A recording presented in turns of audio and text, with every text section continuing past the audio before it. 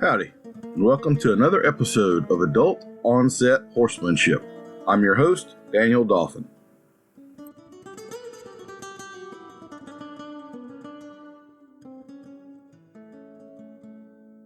I did want to let y'all know, if you have been following me and enjoying some of the bit information that we have got, we have a new online course that's being released. It has only been available up till now in a masterclass version that is like 30 hours long.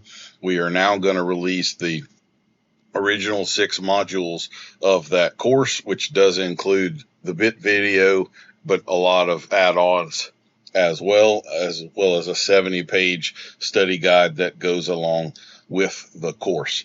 We have also included in this self-guided course 2 of the videos from the master class where we had some special guests coming in. So that's something like an extra 4 to 5 hours worth of content for you to watch that I think adds a lot of value to the course and gives you an idea of what the master class would be like if you decided to upgrade to it at a later time. You also, because you've already bought the self-guided part of the course, you won't have to pay full freight for the master class version if you decide to go to it later. If you're interested in checking that out, head over to thebitcourse.com. We will have a link in the show notes to the specific page with the self-guided course if you're interested in more information. At the very least, I would encourage you to get on our subscriber list for the newsletter. I do send out pretty regular emails with some tips and things, and that's not stuff I share on social media. That's all exclusive to this particular newsletter. So anyway, check it out. I think it's well worth your time and money, and it does cover way more than just the dry bit mechanics and stuff you may think it has. It's got a whole lot in there about how to use your hands, how to apply this bit in practical terms versus that bit, kind of the differences between them, the things this is going to help you with versus that. So it isn't just mechanical kind of stuff. It's a lot of very practical information as well. Folks, we're going to change things up a little bit this week. My wife is going to be joining me for this podcast episode, and she's going to ask me a bunch of questions, and I assume get to vent some feelings that she's held back for a long time in public and so forth. I do, real quick, want to give a shout out to my buddy Tick Menard, who just won Road to the Horse this afternoon. Very fine horseman. Y'all should go check out his book. And good guy. He's one of the good ones out there for sure. So congrats, Tick. And his pen wrangler, Nick Rivera. I'll also give him a shout. So without further ado, babe, here's the mic. Here's your first question. What you got? Well, first I want to apologize because I'm sure this is not going to be the mind-blowing podcast that it could be. But my first question for you, we're going to do some icebreakers. What is a fun fact besides horse nipples that you cannot shut up about? I once fell 3 floors down an elevator shaft. Crawled out. My wife won't let me tell the story. Probably should have said horse fact. Totally true. Still got the scar on my left knee. I'm just going to leave it there. Next. Shakes or ice cream?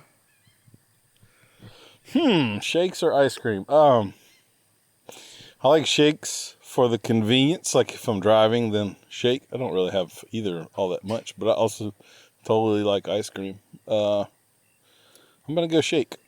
Okay. Pickle juice or pickles? That's hard. I love both. Absolutely love both. I cook a lot with pickle juice, marinate stuff with it. Olive juice. Actually, this afternoon made a catfish couvillon and put some olive juice from a jar in there. And I drink pickle juice a lot in the summertime to help me stay hydrated. Like pickles. I'm going to have to say the juice. I think I got to go with the juice there. Don't tell me what to do. I know that this one's going to be hard for you, but I need you to think about it thoroughly. Do you want to adopt a cat? No. Next question. Just an orange one, please. I would be open to a badass big cat. So, like, honestly, if you prune down all of these cats at the barn a lot, I could go with one of the Maine Coons or like a lynx or a bobcat. I could even do a mountain lion, but I have a lifetime fill of house cats. I just want an orange one. All right. Time machine or teleportation? Teleportation. I agree. I would definitely go teleportation. Absolutely. I agree with teleportation. I would definitely do that as well. Okay, so again, this is a thoughtful question you need to put some time into. How many pet dragons am I getting from you this year?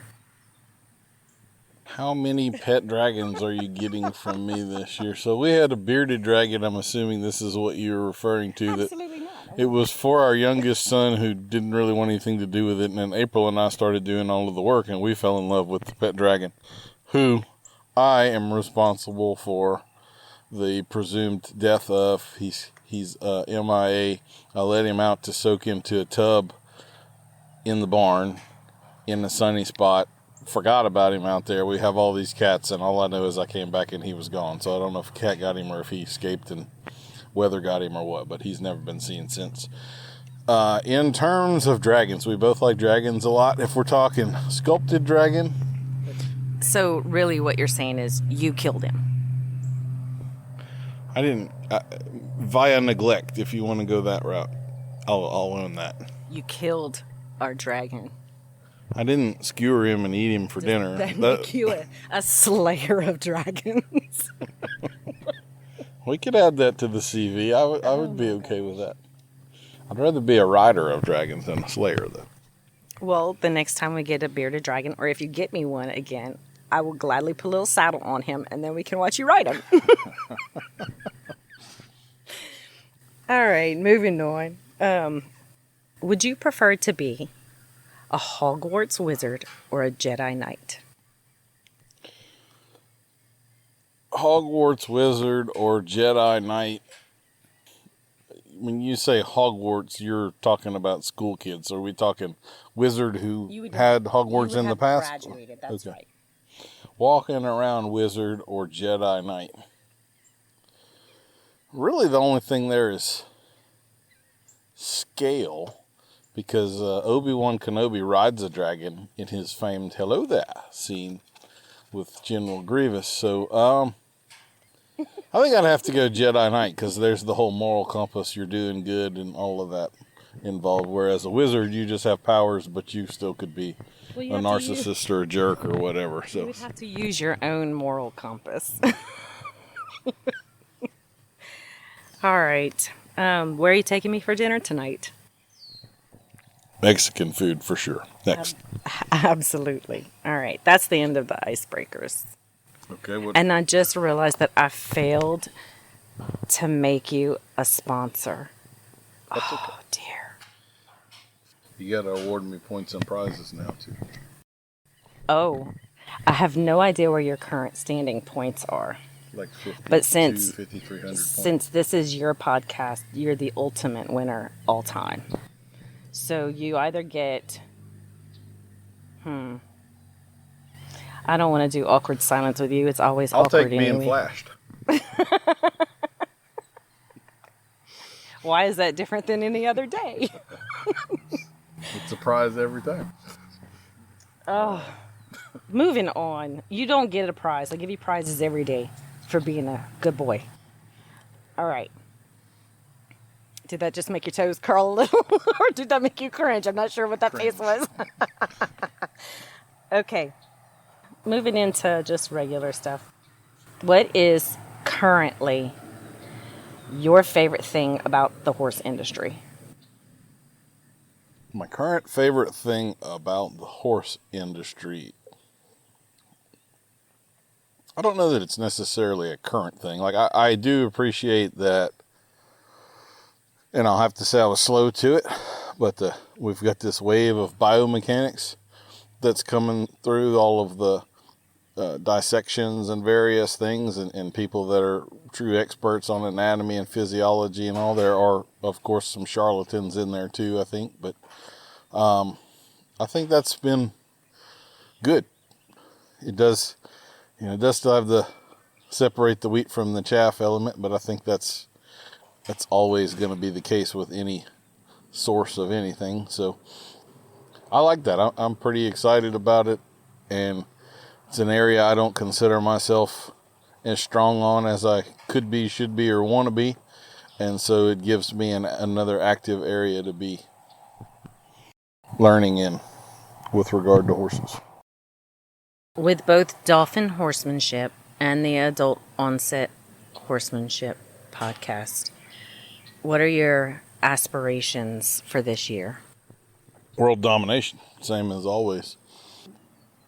No, it's all about growth. We're still not at a period or a point where we're completely comfortable with all of this, and it's pick and choose land. It still can be feast or famine land for us, so it has to be growing more, and you kind of always have that 3% of your following is actually spending money with you, so your following has to be big enough where 3% is enough and allows you to do all that you're trying to do. And so it's about growth for both, making that happen, which is happening. It's always a little slower than you want, but I'm looking forward to being a 30-year overnight success.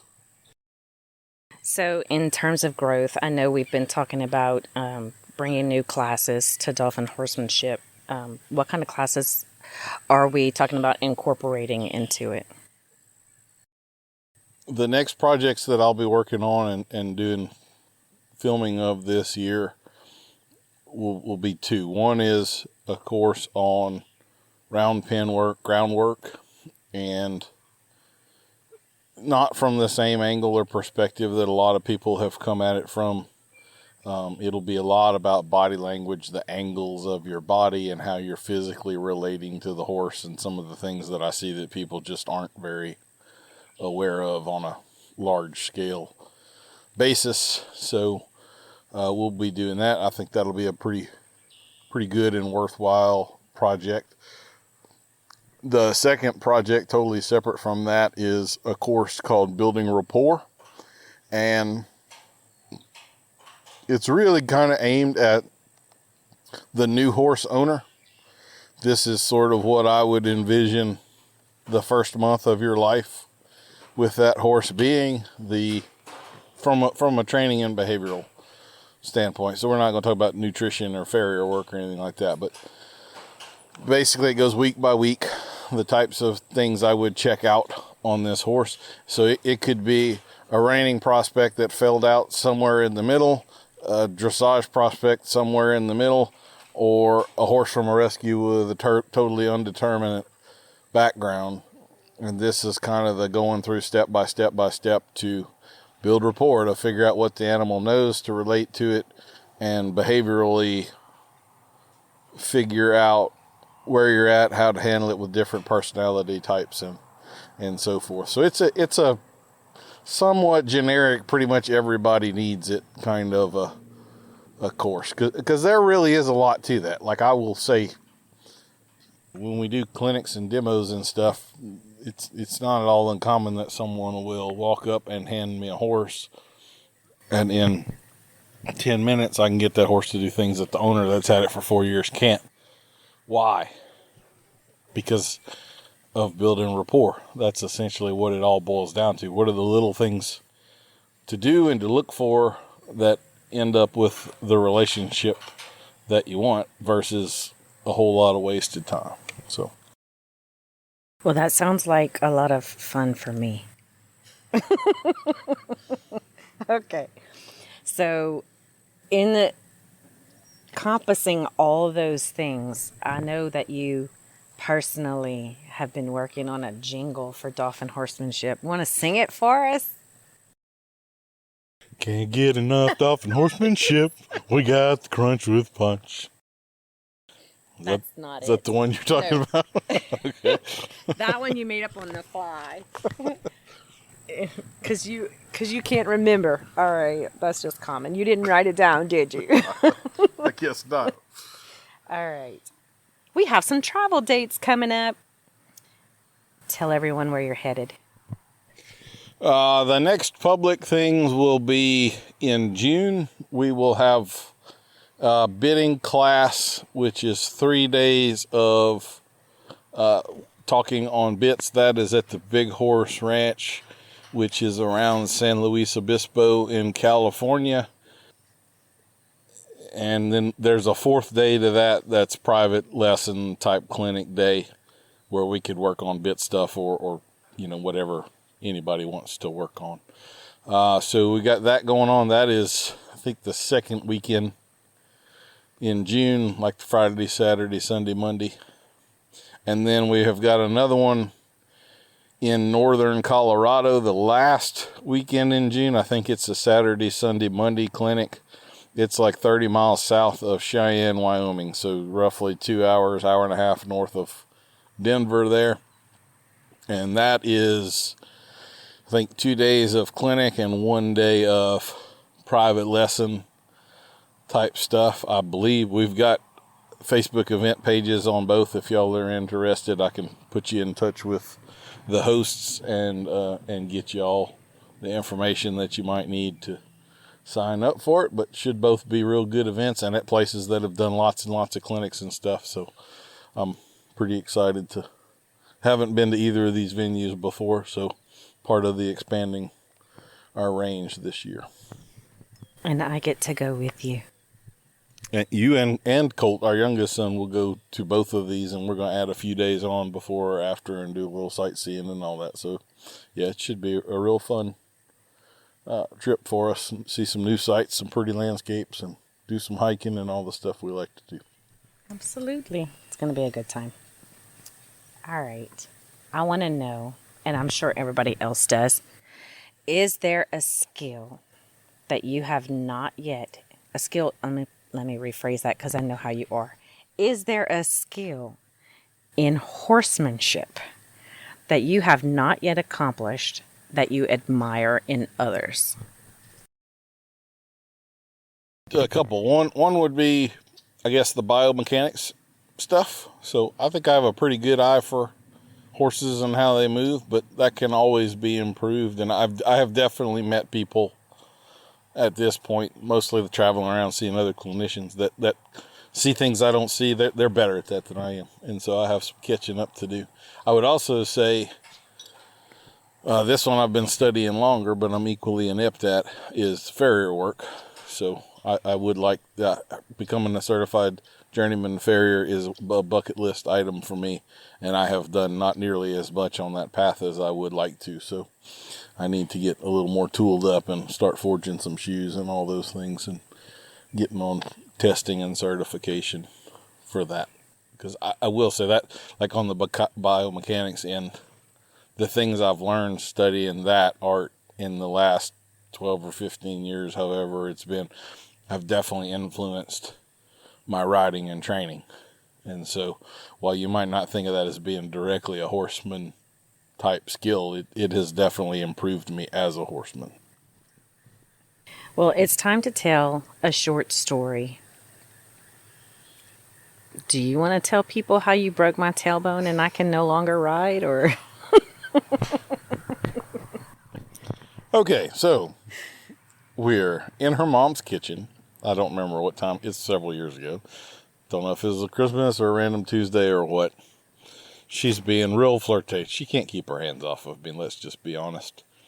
And you were claiming you were going to jump up into my arms, and I don't remember what exactly the situation was, but I was saying, no, don't. And you jumped anyway, and I wasn't prepared and didn't catch you, and you hit the ground like a bag of soup and bruised your tailbone or hurt something down yonder, and you have not been able to ride comfortably since. And you like to remind me of it periodically. I don't remember it happening quite that way. I remember you joining us at my mom's house, and I hadn't seen you all day, and I said, my baby. And I said, catch me. And I was already running and in midair when you said, I'm not going to catch you. And you literally, ungentlemanly like, did not put your arms out, and you just let me fall. And it was very rude. You were definitely not in the air yet. You were definitely not in the air. I did tell you, gave you fair warning, I'm not in a position to catch you, don't. And you leapt anyway, and that's on you, let's be honest. Daniel, there was literally no way you could not have not caught me. You were in a position to catch me. You just didn't want to. So, as always, you let me fall. I may have been hurting or something at the time, and it just wasn't. I don't remember what it was, but I knew I couldn't catch you. I told you don't jump. You jumped anyway. Absolutely not. I was midair when you said I'm not catching you, and you just let me fall. No, you were not midair. You definitely were not midair. You had plenty of warning and jumped anyway. And even though you jumped, like, you still have arms around my neck. You didn't have to go to the ground. Like, you could just put your legs back down and stood up, and you chose to just be dramatic about it. Telling the people that you literally pushed me. I mean, you don't lie, but I mean, this is the first time. It's just rude just because you don't want people to see how ungentlemanly you are. That's just horrible. I believe in equal rights. Oh, well, good, because I'm going to drop you on your ass. I wouldn't be dumb enough to jump. Nobody said you were going to be jumping. I just said I'm going to drop you on your ass. Anyway, I was just saying that because you like to write short stories and you've been working on a book. Do you want to? Yeah, I like to write short stories, and I have been working on a book. And well, you're stumped now, right? We should have that. I should have my writing part of that wrapped up by the end of summer. And then sometimes I've seen other people finish a book and it takes like a year and a half for the book to come out. So I don't have any idea how long that process may be. And the short stories this is part of the oddity of it. Some of it is autobiographical. In fact, at this stage, most of it is. It's stories about horses and happenings throughout life. But then some of it is just total fiction, too. And so the editor's not real sure how to handle that, if we're going to put an asterisk with the fictional stories, or they're the back half of the book and the autobiographical stories are the front half, or I don't really see what the big deal is, but I've seen lots of books like that. Anyway, it's mostly funny. Although there is some nuggets of horsemanship gold laced throughout, I will say. How can a person practice patience with their horsemanship? It's a little tricky. People tend to think that I'm patient, and I don't really think I am that patient. I've just done it enough that I know that it takes this long to do this with most horses. And so I've got an expectation there. And when we're like 40% past that amount of time, I know I've got a slow one here. And if we're 80% past that time, then my patience is probably starting to come close to running out, unless there's pretty obvious reasons why. So I don't know that I really am that patient. And I have for sure seen situations with people where they were too patient with their horse and they needed to step it up and stop being so patient and kind of push that horse a little bit, because if you give them all day, they'll take all day. So how to be more patient with your horse? It's simple empathy, understanding where they're at, but I think empathy does go two ways. If where they're at shouldn't really be a problem, then you have permission to speed it up and stop being so patient and kind of ask them to step up a little bit. And I think that's probably more common in terms of problems people have than people that aren't patient enough. There's more people that need to be less patient and push a little and dadgum say, now. What are your round pen tools when starting a horse versus a broke horse? That's a good question. So for A broke horse, I might want a halter and a long lead and a flag. And unless I'm working on specific things, that's probably about it. I would use both of those with a green horse. I also want a long lariat rope. If I'm going to pony them, I actually have a special lariat rope where I have a loop on one end that I almost never use, but on the other end, I've braided in a bull snap. And so I basically have a really long rope I can attach to a halter, and I can also dally and use it just like a lariat rope, but I don't have to rope their neck in order to do that. I use tarps a lot in the round pen. I use my hanging bit for the greener colts in the round pen. I use a stick and string in the round pen. That's probably most of what I would use in there tool-wise that I wouldn't use with a broke horse. If there's, I'm sure there are other things. I'm really flexible. I don't get too married to the tool or whatever. It's just the purpose and whatever this particular horse needs. So you could probably catch me with a variety of other things that aren't on that list, or things that are on that list might be missing, and I would still be just fine. So other than the basic tools when you travel, or if you're going to a show or a trail ride or anything like that, other than the bucket, the saddle, the feed, all that kind of stuff, what are 5 basic horsemanship tools that you will always have on hand in your truck or trailer? A lariat rope, a flag, another long rope. So like if you had a car trouble or something, I would basically be prepared to highline all of the horses that I've got. I always have hobbles with me as well, and then a horse first aid kit. And depending on how far I'm traveling, if I'm going more than like 4 or 5 hours, I'm usually carrying some water with me too. Once again, if you got a flat on a hot day in the middle of the bare ass sun, then you'd want to be able to, give those horses some water or something. Well, I know since we had a pretty bad experience once, one of the things that I will always have with us in the vehicle if we're traveling with a horse is equine veterinarians on our route. Let me tell this story. So we're in the middle of Alabama, and Alabama's just a vexed state for me to travel through with horses. We've had a couple of pretty bad things happen, but we had stopped at a Cracker Barrel. We were pulling out. It's a little rainy, and there's an old man in, one of the big Cadillac kind of cars in front of us. He has an Arrow. We're turning off of the bridge onto the on-ramp to pull onto the interstate. He gets halfway through the intersection and he stops. And I had to slam on the brakes while kind of making a turn. Curly, my main demo horse that's now semi-retired, was in the back of the trailer, and he slipped. And we had a little small 2-horse trailer behind us, and that trailer just went to thrashing around. I knew something was bad. I figured he had slipped and gotten caught under the partition and couldn't get up or something. So as soon as we pull off on the on-ramp, I get on the shoulder. It turns out what he did, he had stepped his right hind foot through the sheet metal between the horse part of the trailer and the dressing room part of the trailer.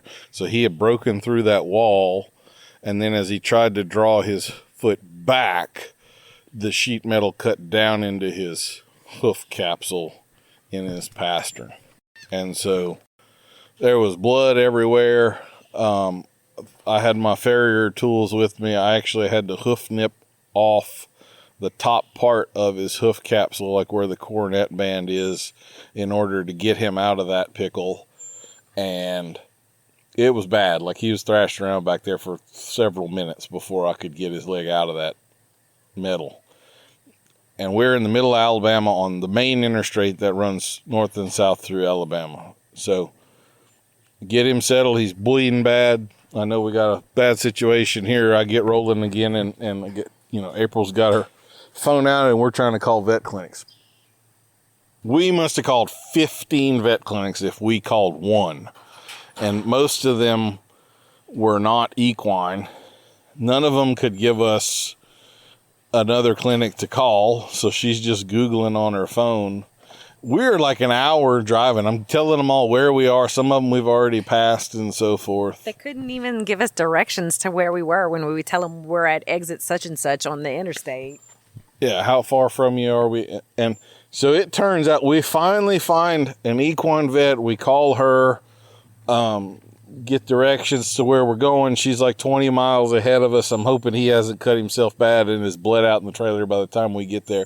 And we pass a sign for not one, but 2 vet schools. We had called 15 veterinary clinics in Alabama, and not one of them had the presence of mind to say, oh, by the way, you're driving straight out of vet school. Not one, but 2 of them. Why don't you try there? And it was the most, like morally depressing thing I've ever come across in the horse world. Just the sheer, how the hell no person had the common sense to think of that. My blood pressure is getting high thinking about it right now. I don't remember the name of the clinic that we did go to, but she was amazing. Alabama Performance Horse Equine, I think. Dr. April, yes, they were amazing. Highest recommendation. If you got a hurt horse in the middle of Alabama, 100% go to her.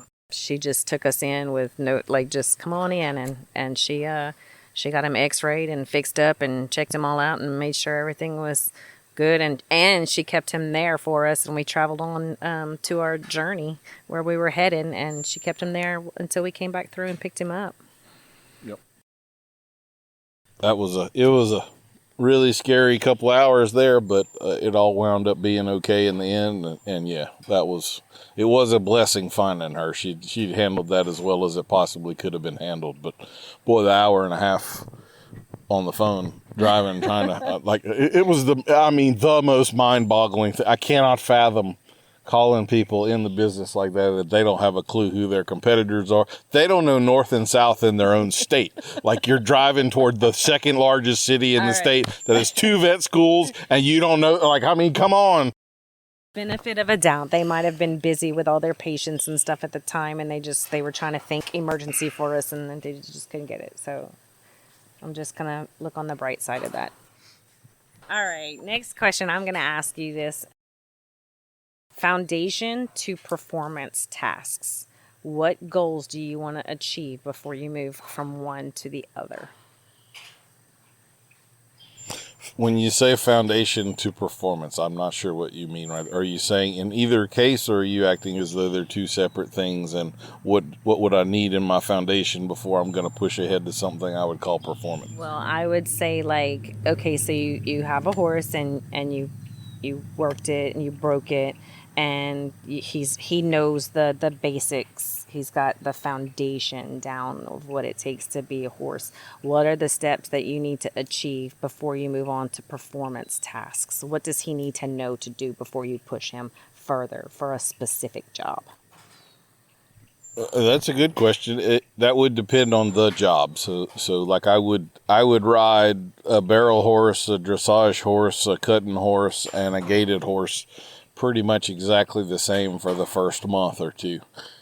Beyond that, we start getting a little more task specific as to what this horse needs to be like in the end, and what things, we need to really emphasize and what things aren't very important. So I would say in any of those cases, probably the single most important thing that I need to see from the horse is that I've got their attention and they're with me. They're on task. We're working together and they're here with me. And with most of them, that's actually accomplished pretty quickly and pretty easily. With some of them, that's a bigger challenge. Actually, the main deciding factor there is how much they've been messed with by other people prior. So like the wild horse, the feral horse, you have their attention right from the start. You don't have to fight for it. The horse that's had a lot of exposure to people is the one that is actually the challenge in that manner. And then the secondary thing basically would be, are they getting this well enough to the point that I can start riding with more and more intensity, because I really need to be able to put some pressure on a horse and some intensity, and for them to be able to handle it. I think that's way underappreciated in kind of the modern horsemanship scene, and I don't think that's a good thing at all. I think it's taking things in the wrong direction. So the horses being able to handle intensity is a really big part of the success you'll have in training them. I would also say it's also why the colt starting is important. One of the huge parts about colt starting is giving the horse the tools and ability to down regulate. And so training should be we're gonna hit the gas here for a minute. We're gonna rev you up and put some intensity on you, and then we're gonna let your RPMs come back down to idle for a little bit and let you process. And we're gonna repeat that in 8 or 10 cycles, and then the ride's over today. And so I need a horse where I can put some pressure on them. If I can't put pressure on them, then that's probably the thing we're working on until we can, at least in a couple of areas, and then we can spread that into the other specific things that horse needs to know for what its future job is going to be. Okay, I understood that. So, did you want to say something, sir?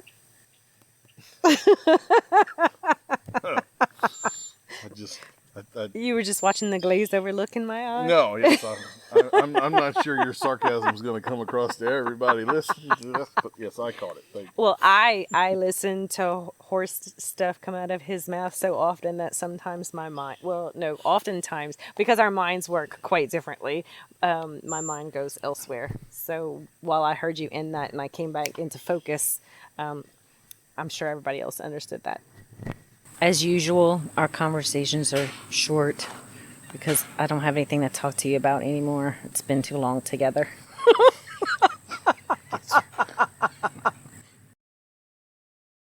That's really all you got? That was it? Told me. Did I go too fast through your questions? Said, not that long, April.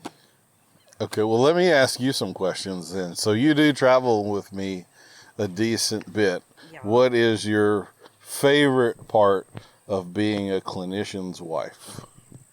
Stowing away in your luggage so that I can visit all these wonderful places that I've never seen before. Absolutely, by and far. That's all I wanted to do out of high school anyway. That was what I wanted, a job just where I could travel. But I didn't know my job was going to be Daniel's wife with, travel extraordinaire next to it. I like it though. I do. I like traveling with you. I like seeing new sights with you and exploring places that we go. It's fun. What is your least favorite part of being a clinician's wife? Watching you roll your eyes at me in front of people when I try and make you eat or drink because you're too busy talking. I'm there to talk to people. Like that's the job. Yes, you are. But what people don't understand is that in the aftermath, I have to deal with hungry Daniel and mean Daniel. And he's not always a nice guy. So sometimes I just want to walk up to you and shove a sandwich in your mouth. Okay, apparently I have hanger issues. You get hangry. You also get hangry. But I do. what is your favorite horse-related memory? You proposed to me. You want me to tell that story? You can if you want. It's your story, not mine. Okay, so Don't be ugly about it. I'm not going to tell them what your initial reaction was. So this was between, I finished apprenticing under other trainers. I quit horses. Like I was not planning on training horses anymore. And here we are. Total change of life. And then moved back home to Lafayette, Louisiana, where my family was, and started a different path. And met some friends and all of that. Met April. And then that process started getting some calls to ride some horses. So before long, I have 2 full-time jobs, essentially. And April was never real big on the horse part of that. So I figured I'm going to train her a little bit here. We're going to positively reinforce that good things happen at the barn. So I got the engagement ring. I have it in my pocket. I call her to come out to the barn and while I finish up this last horse, and then we'll go eat or something like that. And I've got the ring in my pocket with a rubber band wrapped around it. And I always keep on my saddles rubber bands for tying their tails up. And I acted like I was really mad at the mare. Freckles was her name. And I'm leading Freckles back to the barn, so I knew April would give me a little space. And I slip into the tack room when I get there. I slip her halter on, and I put the ring on the rubber band around the saddle horn, and I go into the tack room. And so April walks up, and I really nonchalantly, cool as a cucumber here, my heart wasn't thumping at all.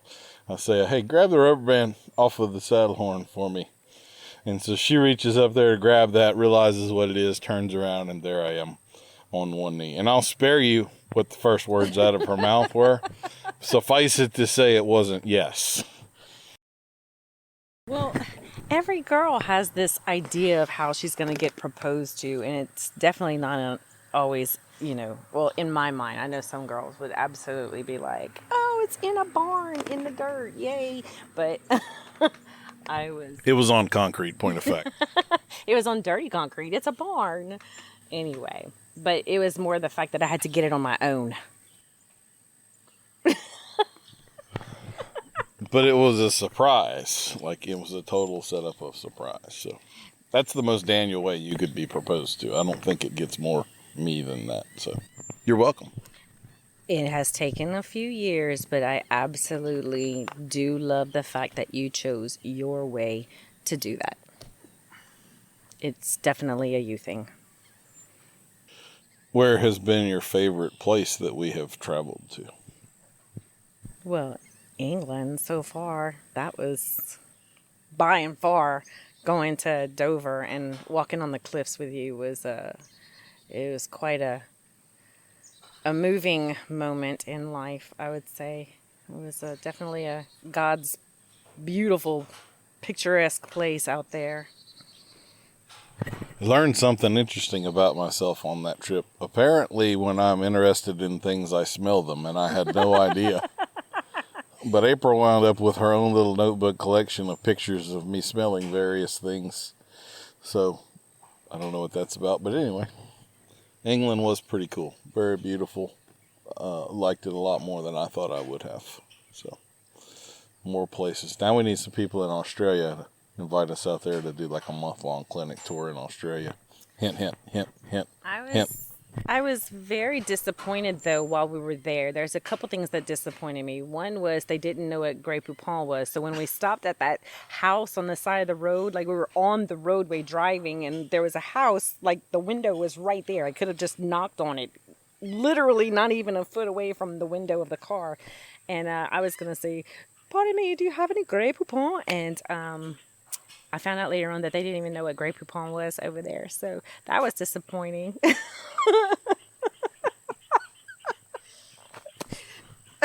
And now I forgot what the other thing was that I was going to say.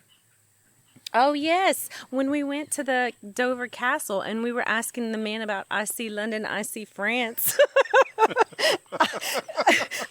And we asked him if he knew the nursery rhyme and if that's where it came from, because you could literally see France from where we were. And he was just looking at us like stupid Americans. He's like, no, I have never heard of that before. And I was like, oh, that's just disappointing. I like how you're laughing that off right now, but I was the one that said it to him, and you looked at me and were mortified that I had actually said that out loud. I thought it was hilarious, but I wasn't mortified. I was confused as to why they hadn't heard it before. Anyway, that was, and I learned how to say, would you like a packet of crisp or a glass of water? So I learned how to speak English.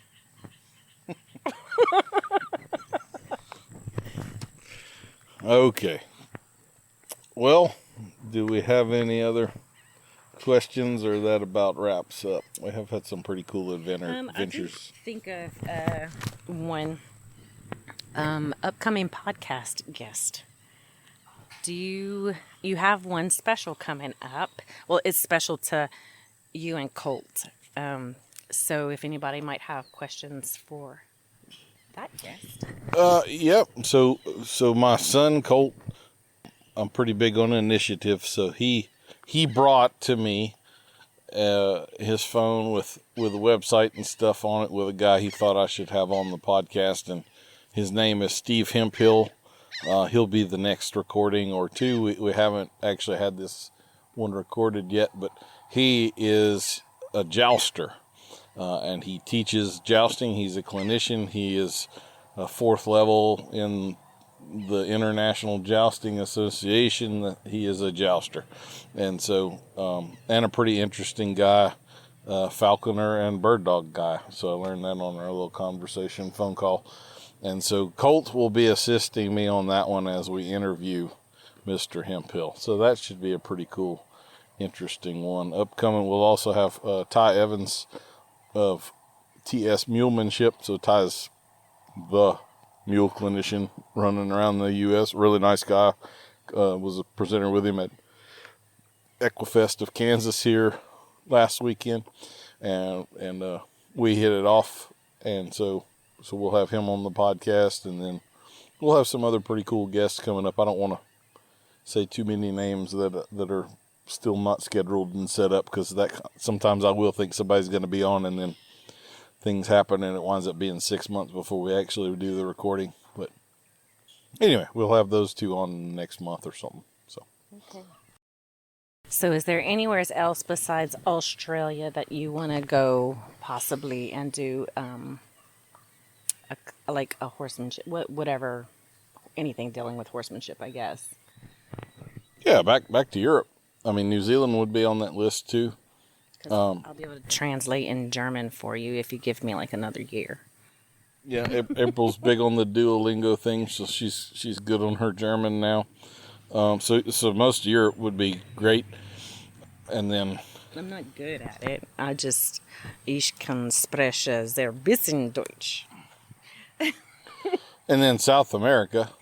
So I speak a little Spanish, and oddly, that's one of the weakest. Asia and South America are our two weakest following places. We have someone that faithfully listens to our podcast on Antarctica. And we have actually sold a bit DVD to Antarctica, allowing me to say that we've got them on every single continent. But for whatever reason, South America is like one of the lowest. South America and Asia, we have the smallest followings. We have more people in Africa, in specific countries in Africa, Namibia and South Africa, than we have in all of South America and all of Asia. So, go figure. I don't know what that's about. But anyway, yeah. I'm happy to travel. So wherever y'all will have me, I'll be there. All right. This is a 2-part question. What is your favorite way to relax a horse and relax with a horse? Well, dramatically different answers. Yes. So my favorite way to relax a horse is by stopping and doing the cue to relax stuff that I work on, which we need to do a video on this year, because that's really important stuff. But once they kind of have the pattern of that, then I can literally cue them to relax and process and lick and chew and take a big deep breath and all of that stuff. And so if I'm trying to relax the horse, then that's the way that I go about it. So the stops, those pauses where you're doing nothing, that's really when you're doing the most. Me relaxing with a horse, I don't do that near as often as I should. It's really I don't give myself permission to goof off as much as I ought to, and I need to do that more. Yeah, it's more about that, when I can take a horse that I have some rapport built with and ride without an agenda and just play around, and it's mostly the not having an agenda thing for me, which is, it's just not the case most of the time. But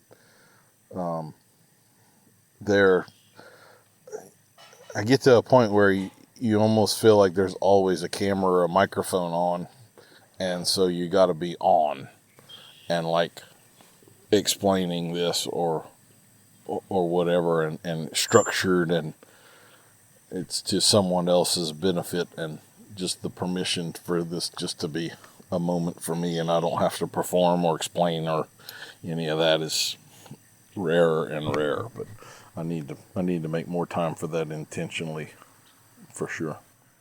I had a period here, wasn't that long ago, maybe 2 or 3 weeks ago, and like I had an evening where I had to go just play with a horse because I was overwhelmed with stuff to do, and the stress levels were getting high, and I had to just go chill on a horse. So a lot of times when we're driving around, whether we're running errands or we're on the road or we could be on a plane, whatever, you come up with things that you say often and you're like, write that down. Or you get out your phone and you quote it to yourself, in your phone, you voice speaker. But anyway, as I was preparing these questions for you in the library, I was scrolling back through my phone and I found a couple of quotes by Daniel Dauphin. So in lieu of today's sponsor, we're going to have quotes by Daniel Dauphin. So the first quote I found in my phone was, "Many times when it is most important for us to listen are the times when we least want to listen." This was said on March 3rd, the year of our Lord 2024, 9:53 a.m. It is exactly in my phone like that. Quotes by Daniel Dauphin. I'm sorry, let me do it properly. Quotes by Daniel Dauphin. Quote, "I've got to say, as I'm scrolling back through Facebook on all my old posts, I'm fucking delightful." End quote. And those are the 2 quotes that I'm sharing with folks today. I probably shouldn't share some of the other ones.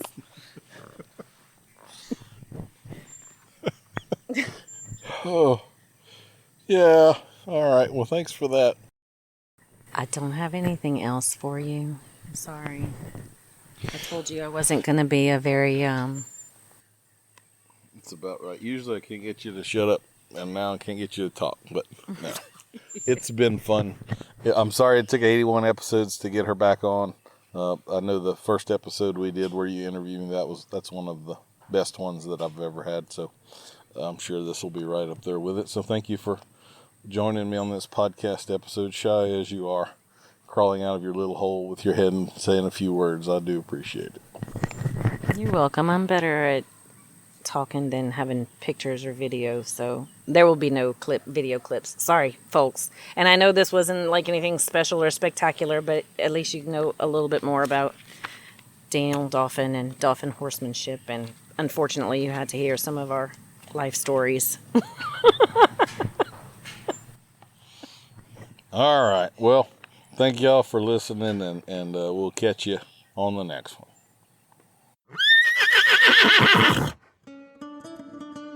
We'll see you next week for another episode of Adult Onset Horsemanship. I've been your host, Daniel Dauphin.